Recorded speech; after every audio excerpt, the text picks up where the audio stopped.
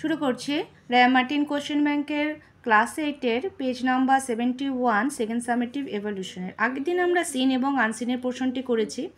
আজকে করব grammar and vocabulary এবং রাইটিং স্কিল। তো গ্রামারে প্রথমে 4 নম্বরটি বলছে fill in the blank with appropriate articles and prepositions.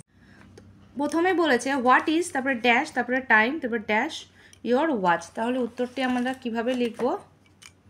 What is the time in your watch হয়ে গেল। এরপরে নাম্বার 5 বলছে my father dash Chennai by 7 PM। বলছে use the correct form of the verb given in the bracket. ব্র্যাকেটে তোমাদের সঠিক উত্তরটি লিখতে বলা হয়েছে।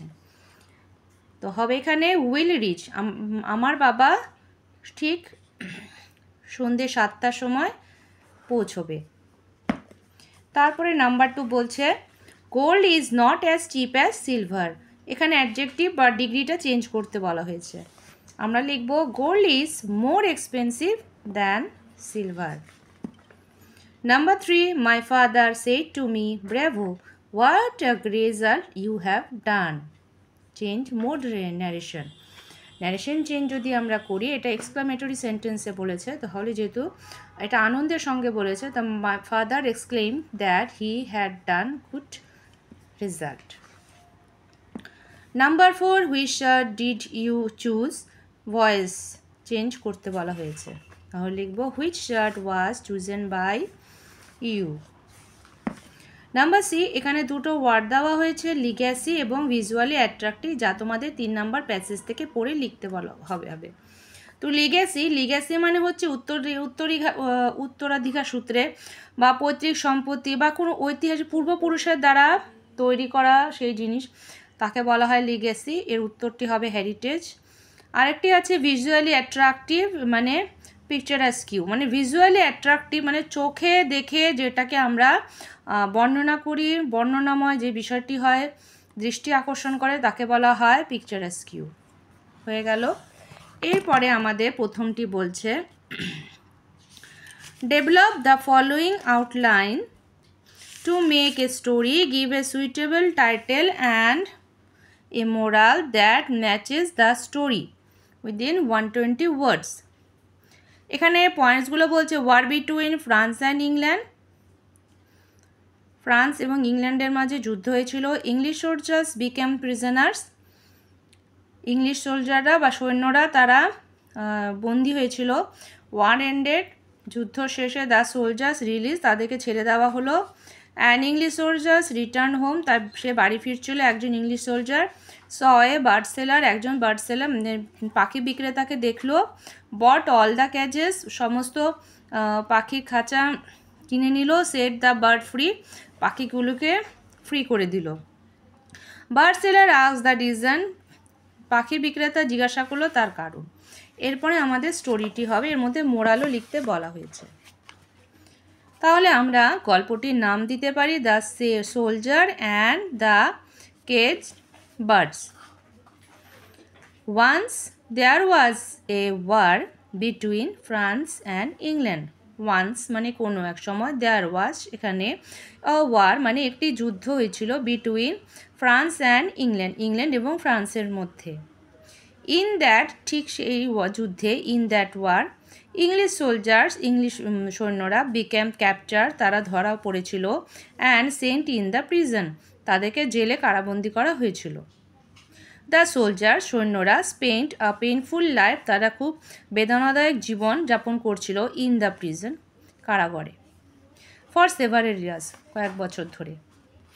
আফটার হোয়েন, ঠিক তারপরে, হোয়েন মানে যখন, দ্য ওয়ার যুদ্ধটি, কেম টু এন্ড যখন শেষ হয়ে গেল। দ্য ইংলিশ সোলজার, ইংলিশের সোলজাররা বা সৈন্যরা, ওয়াজ রিলিজ, তাদেরকে ছেড়ে দেওয়া হলো। Coming out of the prison, কারাগার থেকে বেরিয়ে এসে, he became very happy and return home, খুব খুশি হয়েছিল। সাডেনলি হি স, সে দেখল, এ বার্ড সেলার, একজন পাখি বিক্রেতা, হু ওয়াজ ক্যারিং মেনি বার্ড, যে অনেকগুলো পাখি নিয়ে যাচ্ছিল। ইন দ্য কেজেস, খাঁচাতে করে। দ্য সাইট রিমাইন্ডেড হিম, এই দৃশ্য তাকে মনে করিয়ে দিল of his painful life in the prison, সে কারাগারে থাকা অবস্থার বেদনাদায়ক জীবনটা তাকে মনে করিয়ে দিল। হি ফেল কাইন্ড, সে খুব দয়া অনুভূতি হলো অন দ্য বার্ডস, পাখিদের ওপরে। So he bought all the caged birds, সেই জন্য সে খাঁচায় বন্দি থাকা সমস্ত পাখিকে কিনে নিল। অ্যান্ড ওপেন্ড দ্য ডোরস, এবং দরজাগুলো খুলে দিল। অফ দ্য কেজেস, খাঁচার। অল দ্য বার্ডস, পাখিগুলো, সমস্ত পাখিগুলো began to fly freely in the open sky, তারা খোলা আকাশে উড়ে গেল। The bird seller ask the soldier, পাখি বিক্রেতা তাকে সেই সৈন্যকে জিজ্ঞাসা করলো হোয়াট ওয়াজ দ্য রিজন, তার কারণটি কী ছিল। দ্য সোলজার রিপ্লাইড, সৈন্য বলল যে এভরিবডি, প্রত্যেকের নিড মানে প্রয়োজন, ফ্রিডম স্বাধীনতা। তাহলে এই গল্প থেকে আমরা কি মোরালটা পেতে পারি? মোরাল হবে লাইবার্টি ইজ দ্য রিয়েল হ্যাপিনেস, স্বাধীনতাই হলো আসল আনন্দ। তো আমাদের এই গল্পটি শেষ হয়ে গেল, ফ্রান্স আর ইংল্যান্ডের যুদ্ধের গল্পটি। এখন আসছি আমরা পরেরটাতে। পরের রাইটিং কী বলছে? রাইটিংটি বলছে 8 নম্বরে, রাইট এ লেটার, 100 ওয়ার্ডের মধ্যে, টু ইয়োর কাজিন, তোমার ভাইকে বা বোনকে বলবে, advising him what he should do and what he should not do to enjoy a health sound. স্বাস্থ্য মানে তার কাজিনকে তার বলতে হবে সাউন্ড মানে শব্দ কিভাবে মানে তাদেরকে তার স্বাস্থ্যের ক্ষতি হতে পারে এবং তার কি করা উচিত এবং কি উচিত না করা, সেই সম্পর্কে তোমাকে একটু উপদেশ দিতে হবে। তাহলে আমরা লিখতে পারি মাই ডিয়ার, এখানে দেওয়া হলো এক্স, মানে তুমি তোমার কাজিনের নামটি লিখবে। Through your letter you want to know my opinion regarding the usefulness of sound. তোমার চিঠির দ্বারা তুমি জানতে চেয়েছিলে যে শব্দের ব্যবহার সম্পর্কে। ইউ নো দ্যাট, তুমি জানো যে all of us should be aware of the fact, আমাদের প্রত্যেকের এই ঘটনার সঙ্গে সম্মুখীন থাকতে হবে যে sound is good and also bad, শব্দ যেমন ভালো তেমনি খারাপও।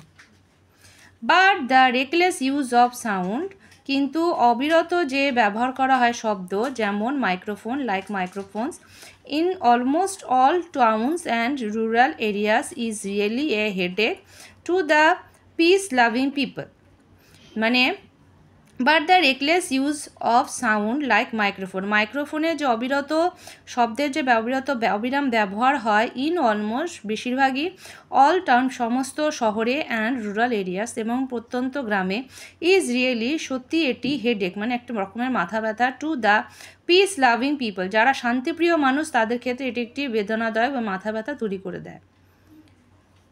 ইট has become a wide spread, এটা খুব তাড়াতাড়ি ছড়িয়ে পড়ে, and continuous source of sound pollution, এবং তাড়াতাড়ি এটি শব্দ দূষণে পরিণত হয়। It also disturbs the patients, এ রোগীদেরকেও বিরক্ত করে। I think you should use any sound in low volume, আমার মনে হয় তুমি কোনো সাউন্ড যদি ব্যবহার করো তার সাউন্ড আওয়াজ যেন কম হয়। If you use your phone or your sound box in low volume it may not disturbs other, তুমি যদি তোমার মোবাইল ফোন বা কোনো সাউন্ড বক্স ব্যবহার করো তাহলে সেটা কম ভলিউমে করবে, তা কারোর কোনো ক্ষতি করবে না, তা কাউকে বিরক্ত করবে না। But you should not use your microphone or any sound in high volume, কিন্তু তুমি তোমার মাইক্রোফোন বা কোনো শব্দ বেশি উচ্চ আওয়াজ যেন না হয়।